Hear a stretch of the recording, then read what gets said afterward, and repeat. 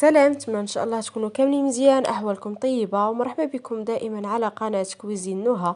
واليوم غادي نشارك معكم سلو كيجي معلق لذيذ بزاف، كيجي اقتصادي وفي المتناول. نخليكم مع الطريقه والمقادير وفرجه ممتعه.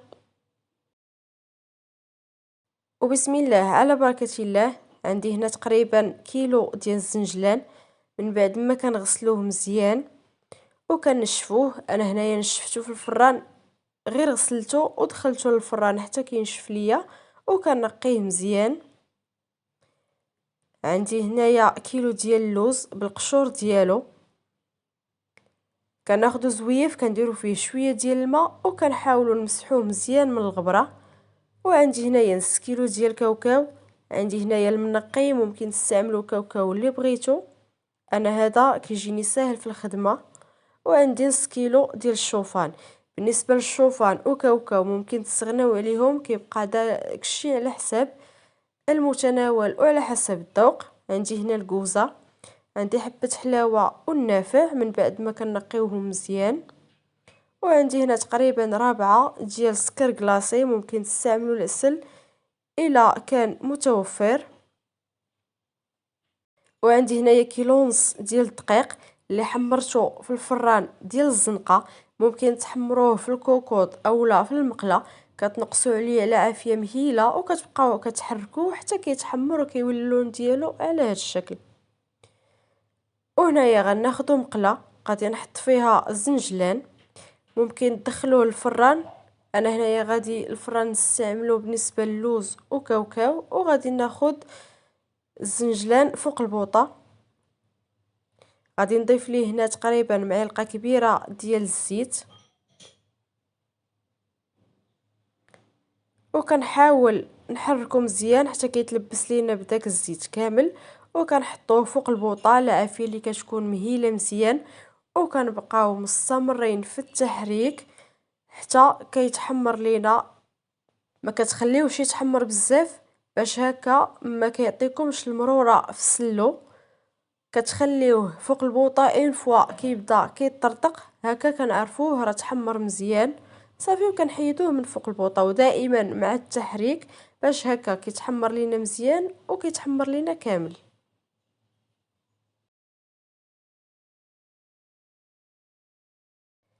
وهنا غادي ناخذ صفيحه ديال الفرن، غادي نحط فيها اللوز. كما قلت هنا عندي تقريبا كيلو ديال اللوز.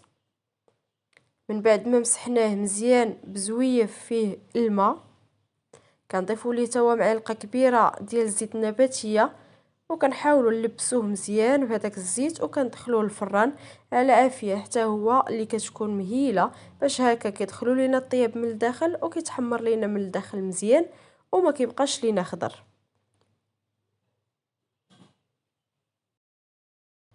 ما صورتش لكم المراحل ديال التحمار باش ما نطولش عليكم الفيديو، وكنظن ما كاينش شي واحد ما كيعرفش يحمر اللوز اولا كاوكاو اولا اي حاجه عندها علاقه بالتحمار. بالنسبه للكاوكاو خديته وغسلته 3 ديال المرات حتى الماء ما كيبقاش لينا بيض. من بعد ما كنغسلوه كناخذوا كاسرونه كنحطوه فيها وكنديروا عليه عصره ديال الحامض، وكنحطوه فوق البوطه حتى كيبدا كيغلى. كنحسبوا 4 ديال الدقائق وكنطفيو عليه وكنصفيوه مباشره. بهذه الطريقه غادي يتحيد لينا الجهد ديالو وما كيجيش في السلو ديالنا مجهد.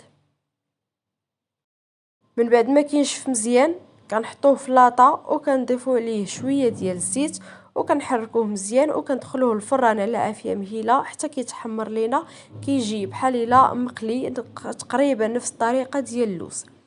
عندي هنايا الشوفان، عندي نص كيلو، كنحطوه في مقله وكنضيفوا ليه معلقه كبيره ديال الزبده، وكنبقاو مستمرين في التحريك على عافيه مهيله حتى كيتحمر لينا. كيجي لذيذ بزاف سلو صراحه، وهكا كيجينا سلو كتير. وبالنسبه للنافع وحبه حلاوه كنديروهم في المقله فوق البوطه، كنخليوهم غير كيتصهدوا غير كيسخنوا وكنحيدوهم، ما كنخليوهمش حتى كيتحمروا مزيان باش هكا ما يعطيوناش المرورة، غير كنصهدوهم وكنحيدوهم من فوق البوطه. والمكونات هنا ديالي من بعد ما حمرتها كامله، اللوز هنايا كيجي صراحه لذيذ بزاف وكيجي بحال الا مقلي في الزيت. هاد الطريقه كتجي صحيه 100%. هنا عندي الزنجلان نقصت منه تقريبا واحد زلافه كبيره باش هكا نضيفوها من بعد.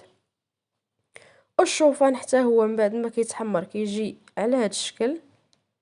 كاوكاو كذلك حتى هو كيجي بحال الا مقلي في الزيت وما كيجيش مجهد في السلو ديالنا. حبه حلاوه والنافع راه ما كنضيفوش هذيك الكميه كامله، كناخذ تقريبا 2 معالق اولا معلقه من كل حاجه باش هكا ما تعطيوناش المروره في السلو. وعندي سكر كلاصي والطحين بطبيعه الحال. غادي نضيف ليهم 2 معالق كبار ديال القرفه.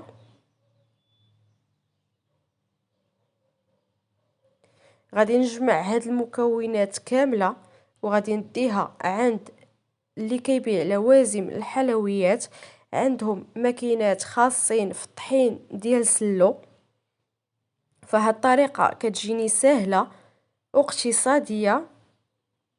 بهاد الطريقه راه ما كنحتاجو نزيدو لا زيت لا زبده نهائيا. الا بغيتوه يجيكم معلك بزاف ديو معكم تقريبا واحد الكاس ديال زيت الزيتون اللي ما كتكونش مجهده باش كيضيفها لكم مع المكونات، اولا ممكن حتى تطحنوهم وتزيدوها نتوما من بعد. فهاد الطريقه غادي تشوفوها معايا مباشره. هنا السلو ديالي من بعد ما طحنته هانتوما كيفاش كيجي، صراحه راه كيجي زوين بزاف وكيجي لذيذ. وكيتنقص لينا حتى الجهد ديال الطحين، تقريبا راه كيطحنوه ب5 دراهم للكيلو.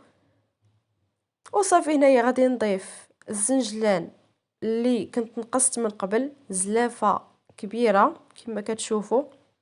وغادي نضيف شويه ديال سكر كلاصي لانه جا شويه ناقص في الحلاوه، فالحلاوه كتبقى على حسب الذوق. وممكن الا بغيتوه صحي 100% كتضيفوا العسل. انا ضد العسل لانه كينشف لينا السلو من بعد واحد المده، فدائما كنضيف غير سكر كلاصي. صافي وغادي هنايا ناخد الكوزه وغادي نحكها.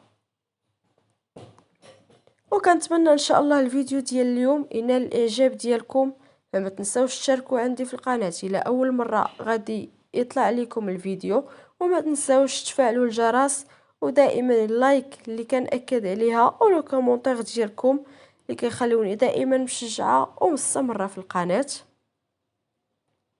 صافي هنايا كنحك شويه ديال الكوزه، فما كنديروش الكوزه كامله. فتبارك الله هاد الكميه اللي درت خرجت ليا واحد الكميه كثيره. هنا راه قسمتها الاجزاء لانه انا عندي كوموند، فكل وحده وكيفاش بغاتو. كاين اللي بغاتو معلق، كاين اللي بغاتو يبقى هكا شويه حرش. صافي كنخدم هاد المكونات كامله مزيان حتى كينسجموا لينا مع بعضياتهم.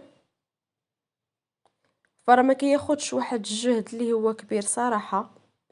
صافي كتبقاو تخدموه بهذه الطريقه.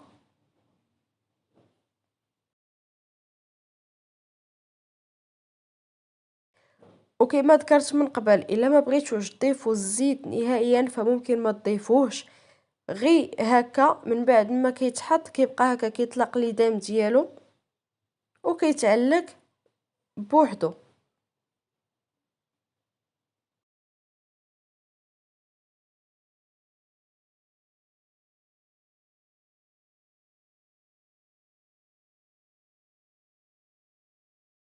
صافي وكنبقاو نخدموه بهذه الطريقه هذه باش هكا السلو ديالنا ما كيبقاش مكور.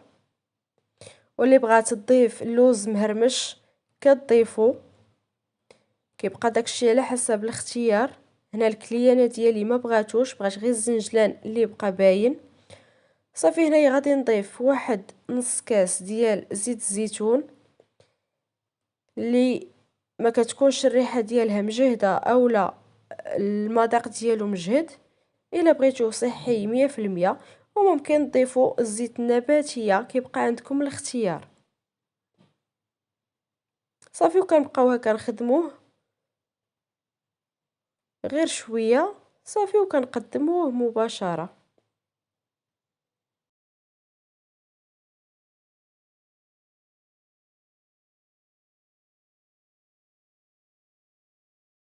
هنا كنخدموه مزيان باش هكا كيتعلك لينا سلو كامل، ما كتبقاش لينا جهه ناشفه وجهه معلكه.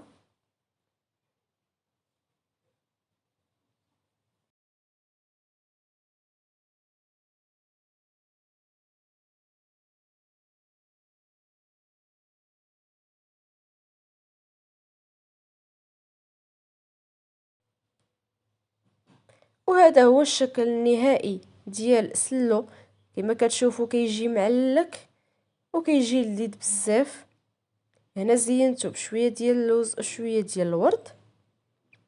والتزيين دائما كيبقى على حسب الاختيار. غادي نقطع لكم هنايا واحد المورصو باش هكا تشوفوا كيفاش كيجي.